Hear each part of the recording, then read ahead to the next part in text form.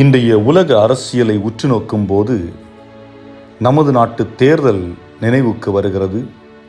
பள்ளிகளில், கல்லூரிகளில், கோவில்களில் பதவிகளுக்காக சண்டையிடுகிறவர்கள் நம்முடைய நினைவுக்கு வந்து செல்லுகின்றார்கள். பதவிக்காக பிறரை பழித்து பேசுகின்றவர்கள் நினைவுக்கு வந்து செல்லுகின்றார்கள். இந்த நாட்டை நான் தான் கட்டி எழுப்புவேன், இந்த நாட்டை நான் தான் கட்டுப்பாட்டில் வைப்பேன், இந்த இடத்தை நான் தான் எல்லாவற்றையும் செய்து இன்று முழுமையான ஒரு சுதந்திரத்தை கொண்டு வந்திருக்கின்றேன் என்று தன்னைத்தானே கடவுளாக காட்டிக்கொள்ள நினைக்கும் மனிதர்கள் வாழுகின்ற இந்த சூழலில்தான் நாமும் வாழ்ந்து கொண்டிருக்கின்றோம். இன்னும் சொல்லப்போனால் இதுபோன்ற எண்ணங்களில் பலர் இன்று பயணித்துக் கொண்டிருக்கின்றார்கள். ஆக இவர்கள் அனைவரையும் நினைத்து பார்க்கும் பொழுது எனக்கு இன்றைய 2ஆம் வாசகம் தான் நினைவுக்கு வருகின்றது. காரணம், இந்த 2ஆம் வாசகம் அவர்களுக்கு நெத்தியடி கொடுக்கும் விதமாக அமைந்திருக்கின்றது. காரணம், நாம் இவ்வுலகில் வாழும்போது நாம் வாழ்வதற்கென்று ஒரு உடல் கொடுக்கப்பட்டு இருக்கின்றது. இந்த உடலே ஒரு வாடகை கூடாரம். அது எத்தனை நாளைக்கு இருக்கிறது என்று நமக்கு தெரியாது. ஆனால் எதுவாக இருந்தாலும் நாம் கிறிஸ்துவுக்கு உகந்தவர்களாக இருக்க வேண்டும் என்பதை நோக்கமாக கொண்டிருக்க வேண்டும் என்பதுதான் இன்றைய 2ஆம் வாசகம் நமக்கு கொடுக்கின்ற செய்தி. ஆக அன்புக்குரியவர்களே, கிறிஸ்துவுக்கு உகந்தவர்கள் என்பதை நாம் எப்படி வாழ்வது? கிறிஸ்து யாராக இருந்தாலும் ஒரு முழுமையான மனிதராக இருந்தார். ஒவ்வொரு மனிதன் வலிகளை, உணர்வுகளை, வேதனைகளை, துன்பங்களை உணர்ந்தவராக இருந்தார்.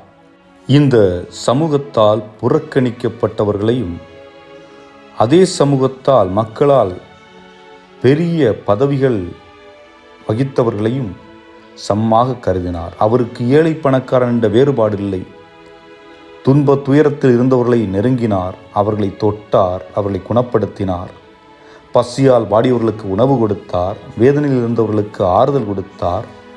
இந்த இயேசுவின் செயல்களை நாம் செய்யும் போது இயேசுவுக்கு உகந்தவர்களாக இருக்கின்றோம். இதை அப்படியே இன்றைய நற்செய்திக்கு ஒப்புமைப்படுத்தி பார்க்கலாம். நிலத்தில் ஒருவர் விதைக்கிறார். விதைக்கிறவர் கிறிஸ்து. எதை விதைக்கிறார்? கடுகு போன்ற ஒரு விதை. அந்த விதை என்பது இறைவாக்கு.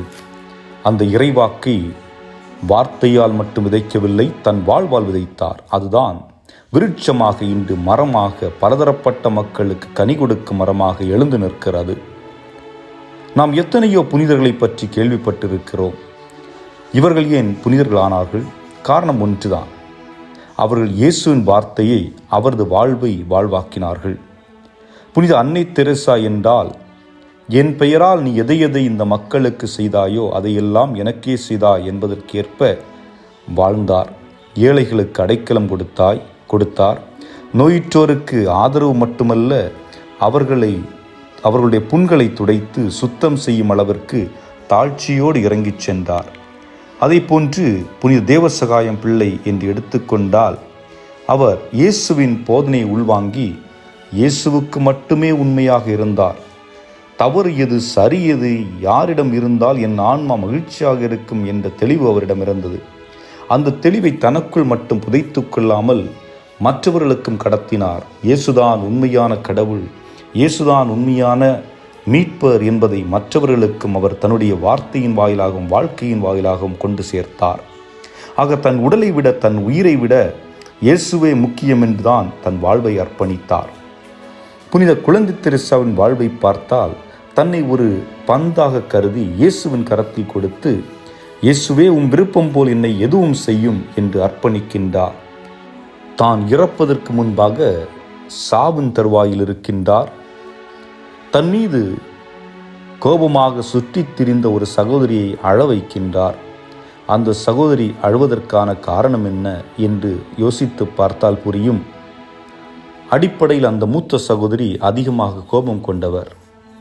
யாரிடமும் முகம் கொடுத்து பேசுவதில்லை, எல்லாரிடமும் கோபம் கொள்ளுகின்ற ஒரு அச்சகோதரியாக இருக்கின்றார்.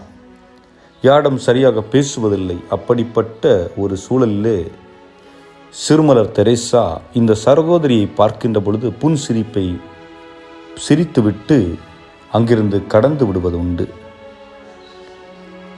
ஆக அந்த சிரிப்பினை இனி என்னால் பார்க்க முடியாது, என்னை சிரிக்க வைத்தவர் என்னுடைய மனதில் இருக்கின்ற வேதனைகளை தன் சிரிப்பால் மாற்றியவர் இன்று இந்த உலகை விட்டு செல்ல இருக்கின்றார் என்று அந்த சகோதரி குழந்தை தெரசாவின் மரணத்தை நினைத்து அழுகின்றார். ஆக தன்னுடைய சிரிப்பின் வாயிலாக கல்லான ஒரு நெஞ்சத்தை கொண்ட ஒரு சகோதரியை கனிவுள்ள இரக்கமுள்ள நெஞ்சம் உள்ளவராக மாற்றுகிறார். இதுதான் இயேசு விதைத்த அந்த விதை. இதுதான் இறையாட்சி என்னும் விதை. சிந்திப்போம். என் வாழ்வில் இயேசுவின் விழுமியங்களை நான் வாழ்கிறேனா? என்னால் என் மனைவியை பார்த்து உண்மையான சிரிப்பை, உண்மையான அன்பை காட்ட முடிகிறதா? என்னால் என் கணவரின் கண்களை பார்த்து மகிழ்வோடு புன்சிரிப்போடு பேச முடிகிறதா? சிந்தியுங்கள். இயேசு விதைத்த அந்த விதையை நாம் ஒவ்வொரு நாளும் நம் குடும்பங்களில் விதைப்போம். காரணம், நாம் அனைவரும் இயேசு விதைத்த விதையின் அந்த மரத்தின் கனிகள், கிளைகள். நம் குடும்பம் உண்மையிலேயே இயேசுவினுடைய வார்த்தையை வாழ்வாக்க முற்பட்டால் நாமும் கனி கொடுக்கும் குடும்பங்களாக மாறுவோம். சிந்திப்போம். இறைவன் நம் ஒவ்வொருவரும் நிறைவாக ஆசீர்வதிப்பாராக. ஆமேன்.